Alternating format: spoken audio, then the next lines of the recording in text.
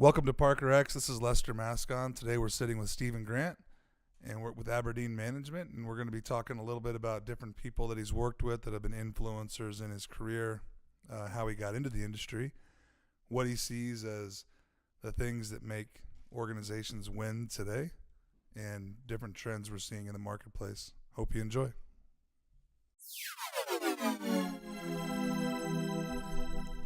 Okay, this is Lester Mascon with Parker X, and today we're sitting with Stephen Grant with Aberdeen Management Group. How are you, Stephen? I'm good, Lester. How are you? I'm good. So we're here at the Pie Show. We found a little time to sit down and record a chat between the two of us. Thought would be good for people to listen to. And why don't you kind of get us started with who you are and how you got into the industry? Yeah. Okay, well, gosh, I have to roll back the years here a little bit. So my name is Stephen Grant. I'm 45 years old. I own a company called, a parking consulting company called Aberdeen Management Group. I've been in the parking industry now for, about 12, 13 years now. Before that, I worked after coming out of university with a master's in computing science. I got into working with Oracle. So I did a lot of database, SQL work. Was that in Scotland or was that here? So that was originally in Scotland, and then I went down to London, was there for a couple of years. And then there was an opportunity to come to America for a 6-month project in Chicago, of all places, right here. And that ended up being a year working on a project with BP and Amoco when they both merged together to form one company, working on some database stuff. And here we are 19 years later and still here. And I kind of morphed from going from doing the database work for several years into consulting role. What was the first thing in parking? So the first role in parking was when I got into consulting. I ended up working with Booz Allen Hamilton. Okay.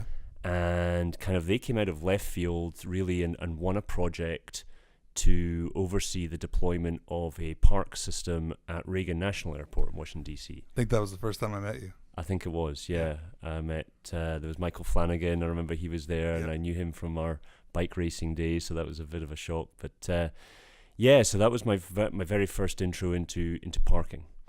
And it was a team that was made up of a couple of firms, including Michelle Krakowski of Lumen Advisors, who's a forefront, nationally sort of recognized parking consultant herself.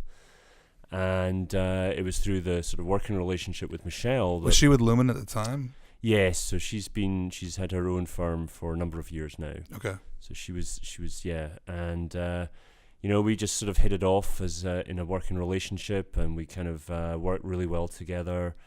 And she's been a big influence on my parking career. Really helped guide me, and I think the two of us just sort of work really well together. And so she was the principal PM for the job, and I was assisting her. And she's first class. She's good. She's great. So. And since then, it's just really taken off. Where I guess the two of us have got a team together, and we've won a lot of work together. We've had a lot of successful projects, and I guess the big project for me was when I was approached to work on a project with Westfield out in Los Angeles in Century City. And as you know, Lester, it was a big project that SCADATA had won, and it was a very complicated project. It was high pressure. There was a lot at stake for everyone, and that was that was an incredible experience, career-wise, and it really helped. I think it really helped everyone that was involved. Westfield, Century. Myself, with continued work with Westfield. So I owe a lot to that particular project, because that really exposed me to a lot of things that I hadn't really been exposed to before. So I guess fast forward to this year, I'm now working on several other Westfield related projects. I do a lot of large US airport jobs related to revenue control systems, parking guidance systems, loyalty programs, valet systems, the usual gambit of all the different modules and components and solutions for parking. Yeah, you've certainly gone the whole circuit between the public sector and then done a lot with the private sector, which you don't see a lot of the consultants doing. A lot of them stick primarily on the public side. Yeah, I mean, I think I'd like to think that my experience, my computer and computing experience with Oracle really gave me a good baseline for understanding systems and the back office and what, the sort of that whole network and data side of it. And then the consulting side was obviously client management, project management, dealing with all that day-to-day and the strategic side of it as well. Mm-hmm. I think that really helped a lot. So, and also I think one of the things that I thought on the consulting side, Booz Allen were held to a very high standard for the quality of the deliverables. So I feel like I've brought that to this as well in terms of the quality of our technical specifications and our deliverables and how we manage the projects and make sure that the client's needs are truly being met. And I take great I put a lot of effort into really making sure that the client's informed. Well, I think you take a lot of ownership too over how the maybe project's too much going. sometimes. Yeah, well, it's better but than I the think other. it's important, I do too. and it's something that is undervalued sometimes, and you see it being undervalued as in terms of just addressing the needs, and even just recognizing that there's and responding and say, hey, you know what, we don't have the answer right now, but we're going to get back to you. So that sort of even There's just nothing stuff worse like than that. no response to a question. That's right. So Silence is make up your own story. Yeah. That happens. So that's That's it. That's comic That's book episode 1 for Stephen Grant.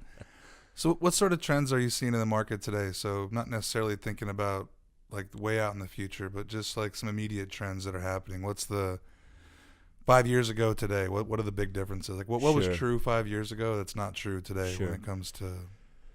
Well, I mean, it's on several different fronts you could look at. I mean, one obvious one for me would be on the payment side of things. Okay. We've obviously, you look at airports, and they are steadily transitioning away from cash booths, manned attended booths to unattended, exit lanes, and where the forms of payment are now moving away slowly but surely. But I mean, it's still a long way to go. But we've moved away from cash in a lot of places. We're no longer putting in cash pay on foots in a lot of places. We've now gone, obviously still using credit cards as probably the main form of payment, but there's a lot of push now towards smartphone payments, which I think that's influenced by other industries as well. So I mean, what I see in like the retail sector, and how the banks are pushing has a big influence on the parking industry in general. Actually. I think I've found using a smartphone for payment, like when I'm actually paying at a register or anything, to be kind of cumbersome. It's not really that convenient. I think that's probably one of the reasons why it's not taken off in the way that people perhaps thought 2, 3, 4 years ago. The last 2 credit cards that I've been issued have both been contactless cards. Correct. And it's like, oh my God, where has that been all my life, right? It's just such an easy transaction.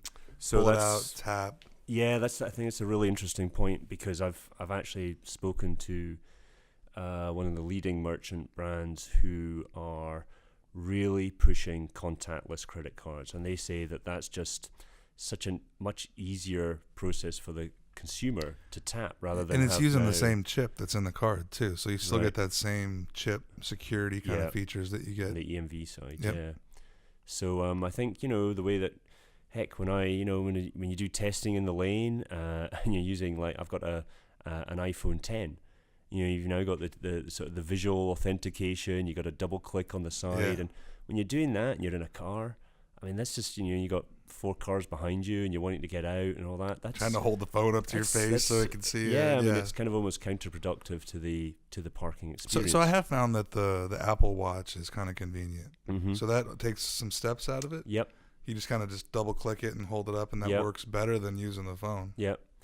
Yeah, I mean, it's just one of these things where the realities of like what happens in the lane physically based on the vehicle you're in, the reach that you've got, where you actually position the car, all those sorts of things. I think tap is going to be a big win. I think so. I think it's going to take off a lot more than the mobile phone has taken off. But it requires things like the Visas, the MasterCards to really push that. And if we see it happening in other markets, like a retail, then people are going to become more used to using it in a parking environment. So I still use PayPal for most of my online transactions every time it allows you to, because it automatically, you don't have to fill out any user information, and it drops your address in and all that for you when you make that payment. Mm-hmm. So that's still, and I know Apple Pay is now available on that, but right. Well, another thing I would say is, I think that and I'm aware of a lot of companies who are now getting into the in-car payment space, which has now got a lot of backing from the big motor companies, the Fords, the Mercedes-Benz, the Daimlers.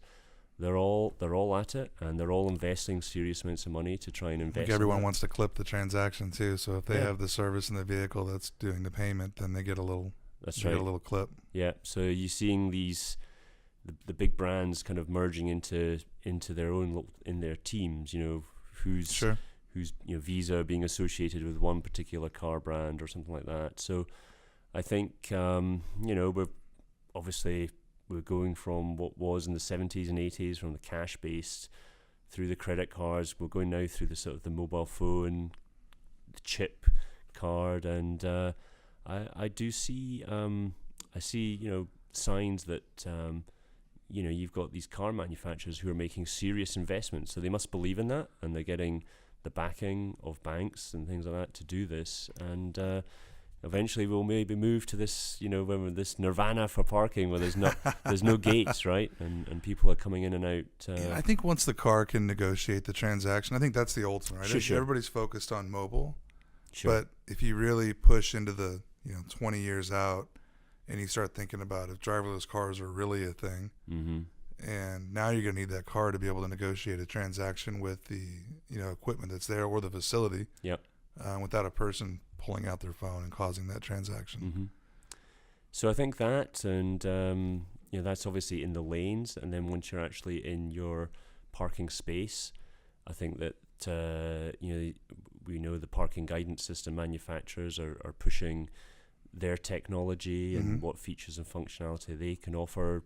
That I think if they can tie that to a payment situation, then I think that moves it away from being a non-revenue customer enhancement tool, which I know that's underselling it because there's a lot of good technology, but it moves it away from that to being actually replacing potentially a control system. So that side of it's pretty interesting potentially. I think that's still early days, but they're working on that too. I think it's interesting when you think about the parks manufacturers, think about the guidance manufacturers, all the kind of new entrants that are circling around, and then you have the parking operator sitting on top of it. I mean, at some point, some of this starts to kind of slip away, right? With all this way things are moving, you almost think that there's continuing to find a way to provide value will be challenging as technology creeps in. From who? Well, from all angles, right? From being a parks manufacturer. Sure. Moving away from hardware, closer to software, being a parking operator. Yep. I mean, you're going to have to get into different things and figure out ways to provide value. Well, I was thinking about that in terms of just like you said, all the third party integration and interfaces that can be there for the pre-booking systems, loyalty modules, the valet integrating it. So there's all these, a lot of these, especially the large US airports, certainly all start off with a desire to design a system that incorporates a lot of these features into their mobile app or into their overall airport solution. And when you start to work with airports where there's more than one airport under their airports authority, they're looking at a system where it's there's one account across both airports. Or that makes sense. So that's it's interesting how all these different solutions can integrate with each other, and some I would say parks vendors are still getting there. Some are already further down the road than others in terms of those having those integrations and those APIs already built. So I think you have to be really, really flexible these days. Mm-hmm. Like there's not a pick one or two and just stop, and there's certainly not the answer of it's going to cost you $100,000 and take a year to get an integration done. I mean those are non-starters to me now. I think you have to be really rich API stacks, well-documented SDKs, and you have to be able just to move quickly. I think I agree. I think that some of my clients, they look and go, well, you know what? When we were looking for a team, the solution, sometimes the parks vendors come with their, preset teams of all their vendors that they work with, and it may be for whatever reason, the client may say, hey, I want this parks vendor, but I'm not too keen on this partner or that partner, just for whatever reason. And so being able to sort of say, hey, we can play with anyone, I think strengthens the hands of the big the person who's like mainly responding to an RFP. So I think that being able, I think previously it was like I'm glad we got this one, but maybe this person over here is not, we think there's a better solution out there. So being able to say, hey, you know what, we'll, if work with us, we'll fit with whichever solution that you're looking for this particular feature. So think about the future. So let's move like 10 years out, even like 15 years out. Like what's your take and feeling on all the things that we're seeing that have a potential to kind of disrupt the industry a little bit, not necessarily make it go away or completely just destroy it, but like how's it going to change as a result of, I think everybody sees it, right? It's the mobility as a service things that are happening with the Uber, Lyft. Sure. Those scooters are all over the place. We talked about that on the last show, but like if you've been to Santa Monica or Hollywood or any of those places, I mean they're everywhere. Sure. And then all the buzz is driverless cars. I mean that's always been like this lurking thing out there in our industry. It's like, is that what's your take on that sort of thing, and how does that affect where we're going?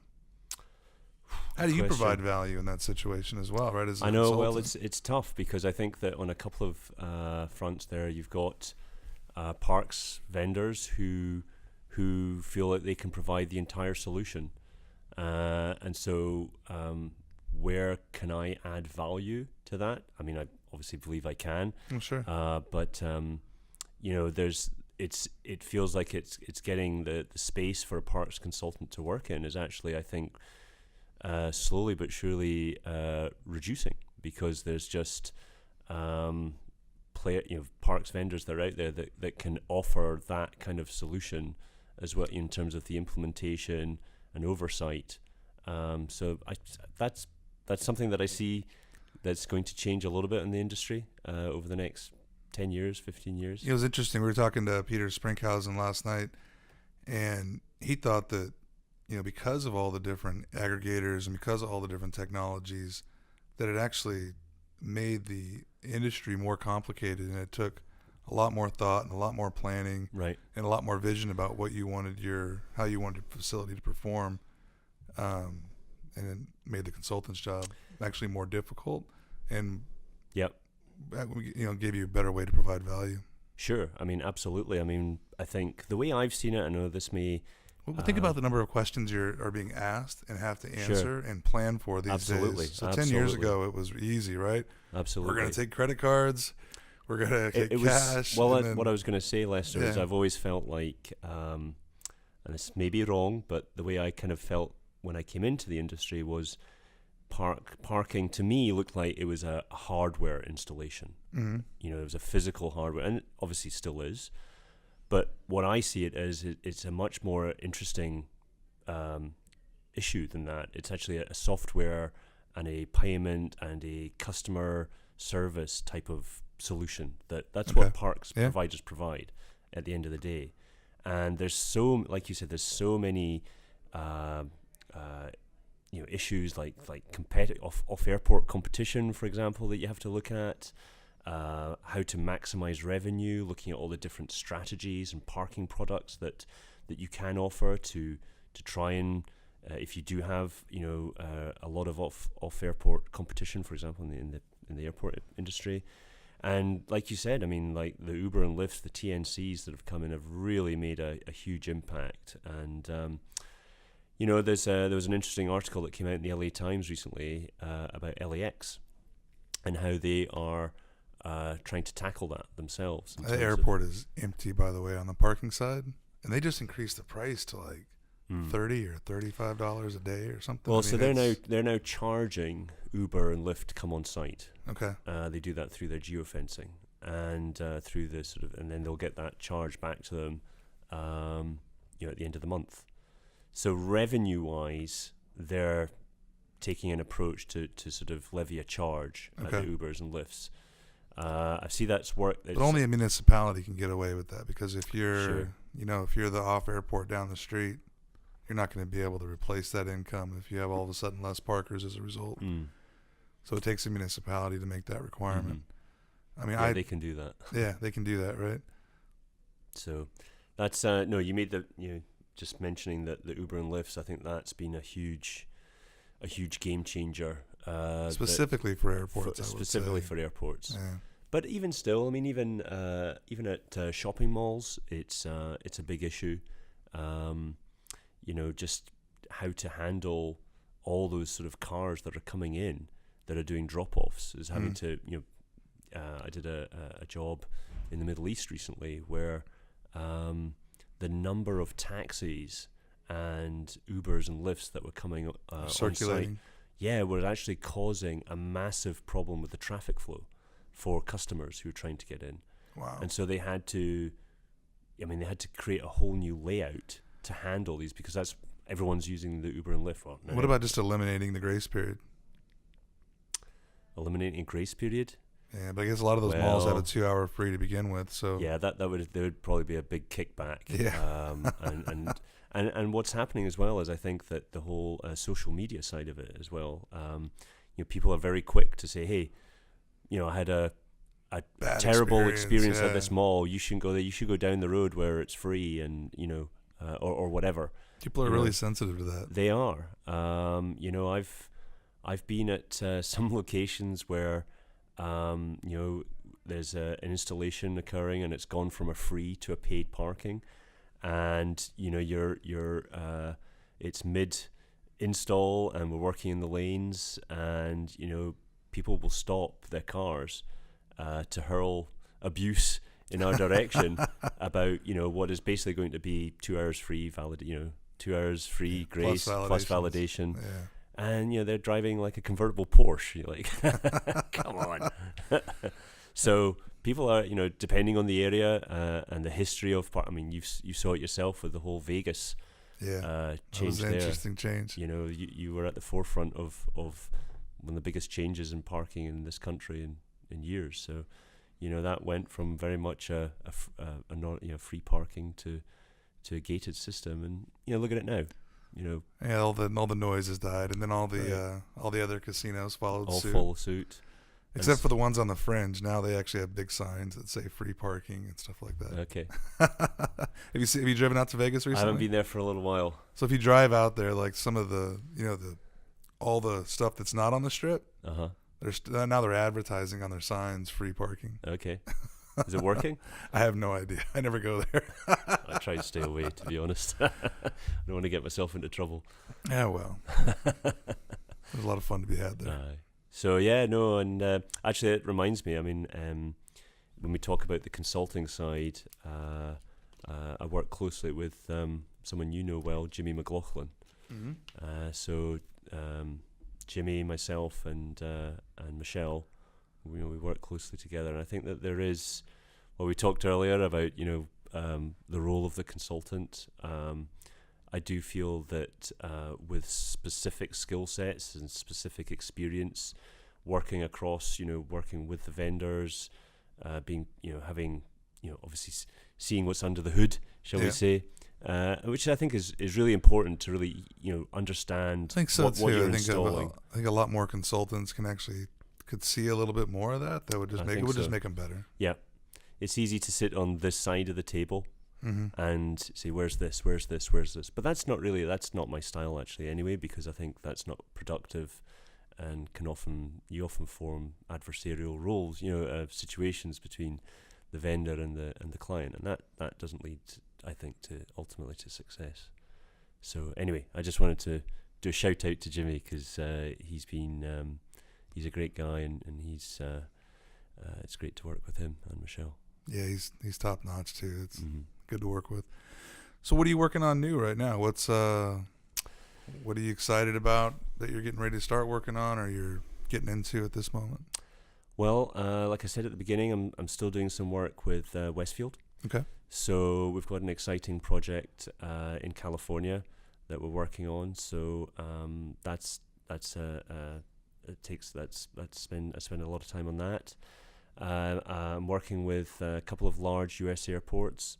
Can you mention them or no? Well, the one that I'm doing a lot of work with right now is Dulles International in Washington, D.C. That's a great project. You've been part of that one for such a long time.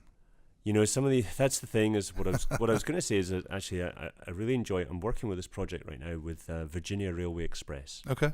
It's a small commuter rail agency. So it's not the large airports, not the large, giant, high-end shopping malls. It's a small agency that's just, work with a small, close team. And actually that's so much fun, and it's also, they're willing to try things as well. And also, we're working on even just simple solutions, parking count systems, but integrating that information that they never had before into their new mobile ticketing app that they've got, so that people buy their commuter rail ticket through the mobile app, and now they can see parking data and make decisions based on real-time data to say, you know what, we could influence them and say, you know what, right now this station is 90% full.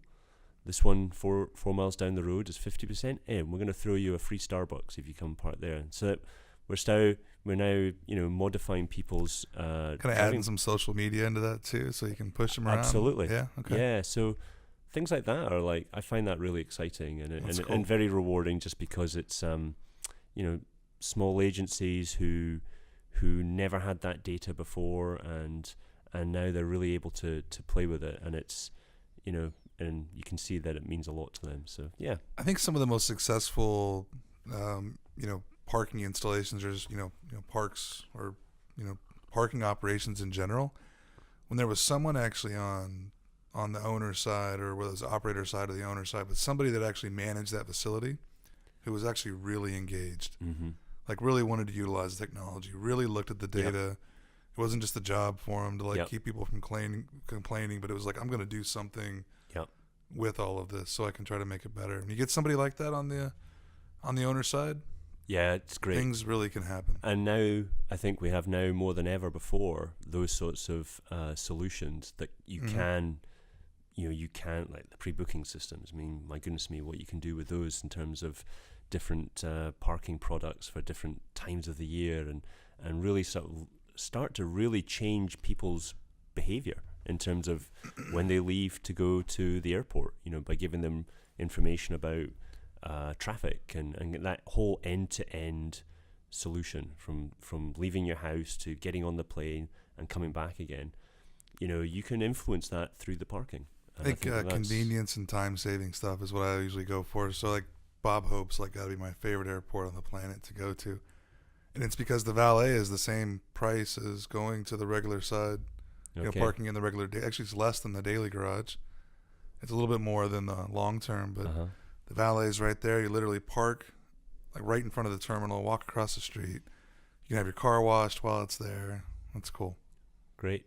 Yeah, it's I must use that it's sometime. convenient. So All right, yeah, that's cool. Anything else you want to add before we wrap up? this has been great fun. Yeah, I've that's enjoyed good. doing this. I've never done a podcast before, so thank you for having me on. Yeah, absolutely. Thank you for being on. Cool. Thanks. One little last plug for your company. Aberdeen Management Group. You can go to aberdeen-mg.com. Okay. Thanks, Lester. Thank you. Hey, so thank you very much for listening. If you made it through this far, I really appreciate it. We're very excited to be bringing this to the industry. There's not really anything else like it. Once again, this is Lester Mascon. Name of the podcast is Parker X. Please like it. Please share it. That means the world. Please share it and rate it and tell us what you think of the show. We're going to try to keep doing a bunch of these, and your comments and feedback's really important. Also, if anyone else would like to be on the show, please drop me a line, and we'll be happy to get something put together. Thanks.